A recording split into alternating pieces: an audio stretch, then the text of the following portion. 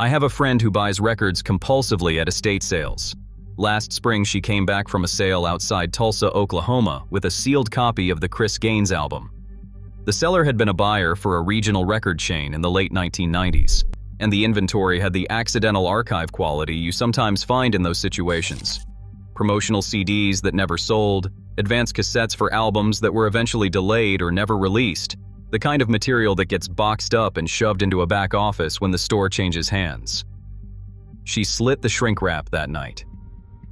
Inside the still-sealed jewel case was a one-sheet promotional insert for a movie. The film was titled The Lamb. Paramount Pictures, coming summer 2000. Starring Garth Brooks, the biggest-selling country artist of the 1990s, as Chris Gaines.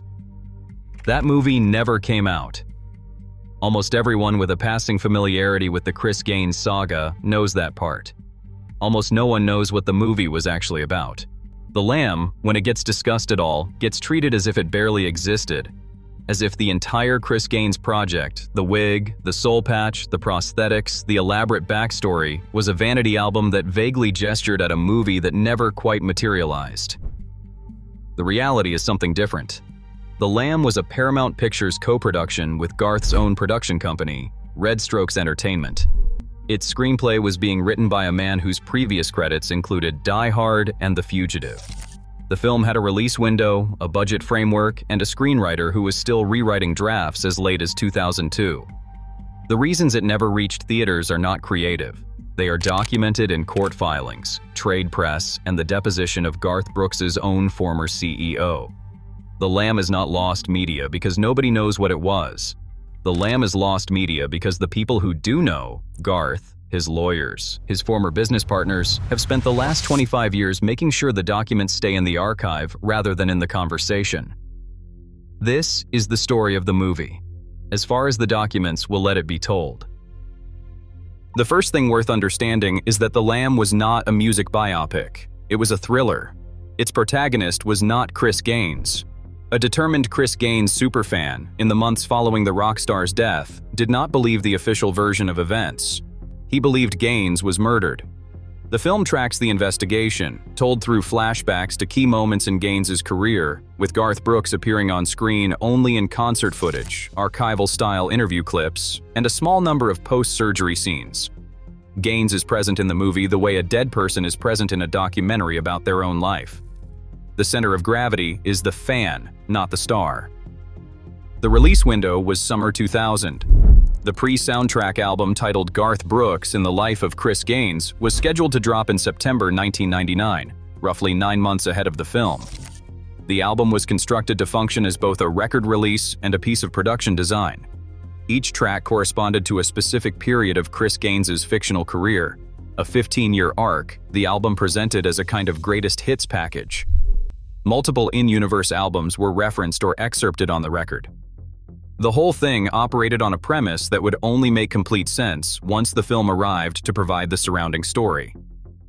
The film never arrived. The album shipped on schedule.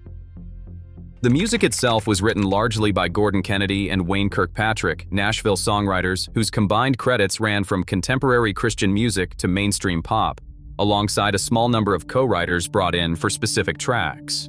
The album was produced by Don Was out of Capital Nashville, Garth's label throughout his career. The material they assembled was polished enough that its lead single would eventually chart in the top 5. Whatever else the Chris Gaines project was, the songwriting infrastructure behind it was professional Nashville at full capability. The script was being written by Jeb Stuart. If that name does not immediately register, Stewart's previous Hollywood work does. He wrote Die Hard in 1988. He wrote The Fugitive in 1993. By the time he took the Lamb assignment, he had a quarter-century of credible action thriller drafts in his catalog, with a specialty in disciplined suspense plots built around a single investigator protagonist driven by personal stakes. Reading a description of The Lamb in those terms, a fan investigating the suspicious death of a public figure he was obsessed with, the assignment makes a very specific kind of sense. Stewart was being hired to do what he had already done twice at major budget. The marketing absurdity around Chris Gaines was incidental to the actual screenwriting work, which was a straightforward genre exercise by an experienced craftsman. Also attached to the Lamb's production, per CMT's trade coverage, was Kenneth "Babyface" Edmonds as a co-producer on the film. Babyface's involvement was a signal of how seriously Garth and Red Strokes were positioning the project, not as a country music vanity exercise, but as a mainstream crossover production with R&B and pop credibility behind the camera. Stuart was still on the project in 2002. CMT's trade coverage from that summer reported that he was returning to the script after time off. His wife had been terminally ill, and he had stepped away from the assignment to care for her. The Lamb's producers, according to the same report, were hoping to deliver a finished draft to Paramount by the end of the summer. This is 3 years after the pre-soundtrack hit shelves.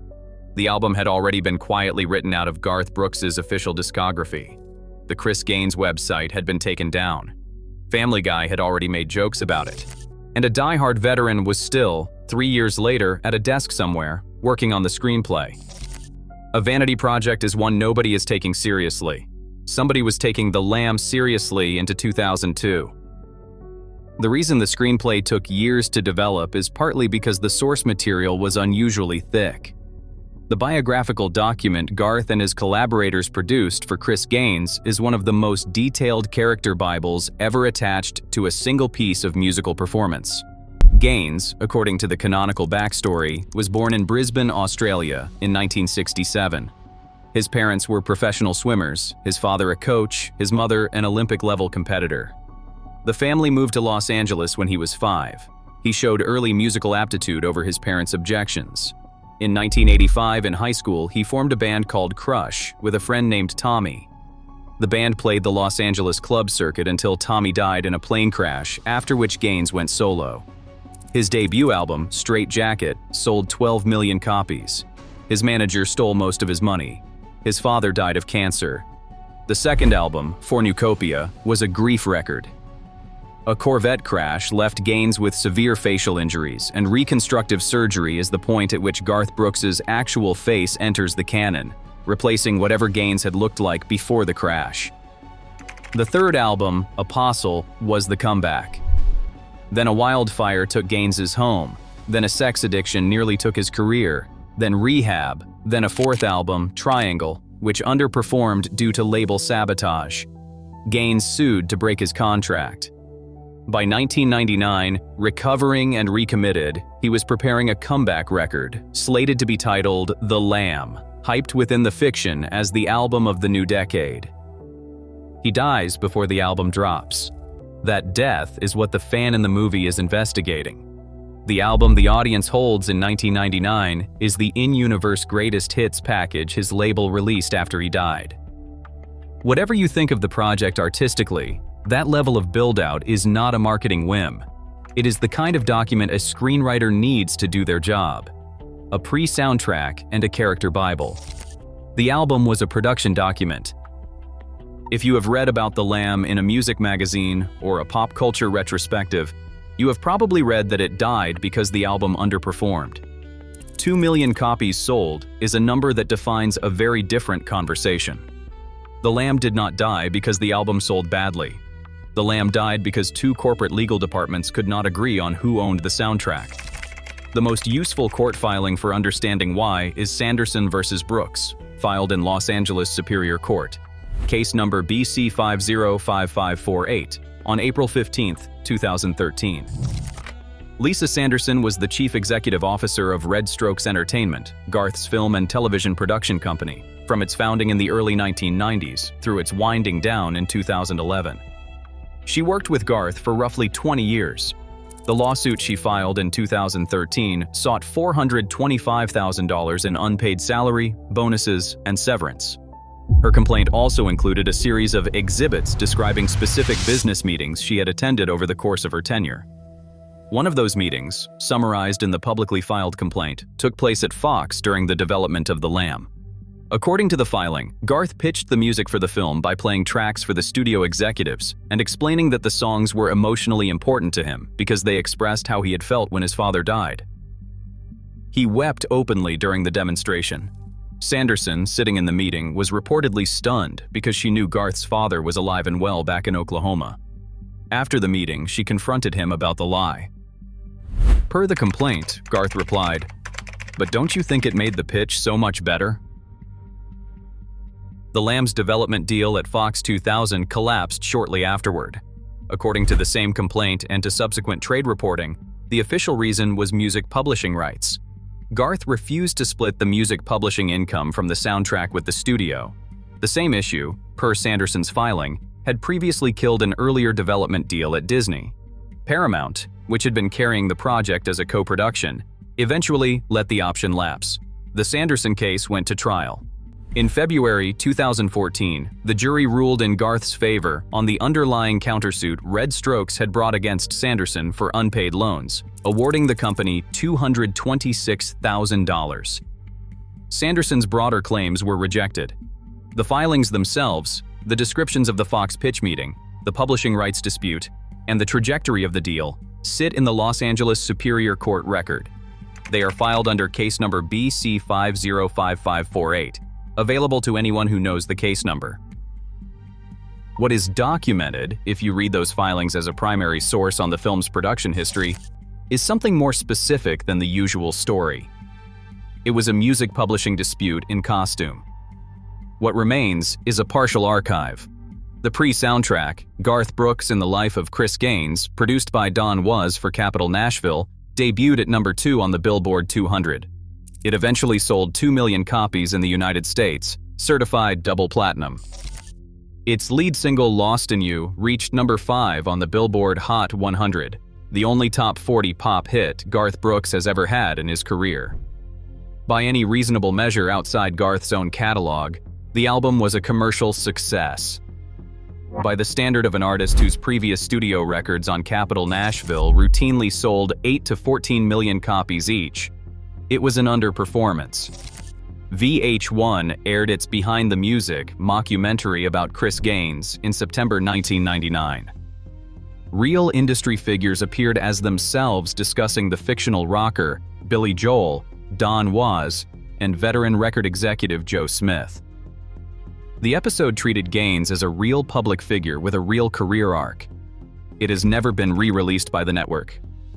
NBC's tie-in concert special, broadcast the same week, a 1-hour intimate set featuring Garth performing Gaines's material and discussing the upcoming film, was, alone among every NBC Garth Brooks special, never re-aired and never given a home video release.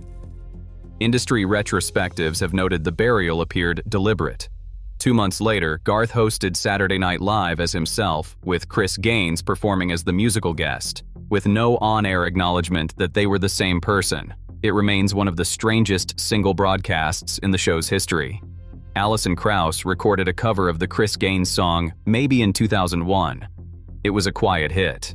The cover was, in its quiet way, a Nashville institution acknowledging something the mainstream country music industry had moved on from.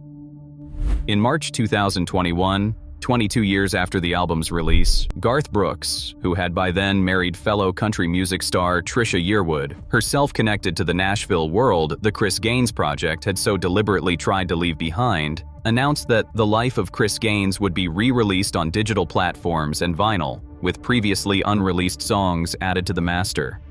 The catalog he had spent 2 decades pretending did not exist was quietly reactivated. The Jeb Stuart screenplay drafts, by all available reporting, still exist somewhere. They have not been published. The Lost Media Wiki entry for The Lamb classifies the film as existence unconfirmed. That label is technically inaccurate. The film's existence is, by any standard a historian would use, well documented. The development deal is named in public court filings. The screenwriter has been on record about the assignment. The pre-soundtrack is in the catalog of a major label. The Paramount option is referenced in trade press across 3 decades. What Lost Media Wiki is actually pointing to when it says existence unconfirmed is the artifacts. The drafts of the screenplay are not public. The film footage, if any was shot, is not public. The character Bible has only ever leaked piecemeal. The NBC special has not aired since 1999. The lawsuit exhibits sit in a Los Angeles courthouse storage system, accessible but not indexed. In 2015, Garth Brooks was asked about The Lamb in a radio interview. His answer, paraphrased across multiple outlets, was that he did not think anyone would ever see that movie. He was almost certainly right. But the difference between a film nobody will ever see and a film that never existed is the entire point of having an archive. My friend's Paramount insert from the sealed Chris Gaines jewel case sits in a sleeve, in a folder, in a filing cabinet in her apartment. 3,000 miles from any production lot in Los Angeles, a piece of the lamb survives. The movie did not disappear. It was buried. The drafts and the exhibits are somewhere, and the negatives, if any negatives were ever exposed, are somewhere. The fan in the screenplay is still investigating. So is my friend, now reading court filings from the Sanderson case for fun. So, 25 years later, everyone else is too.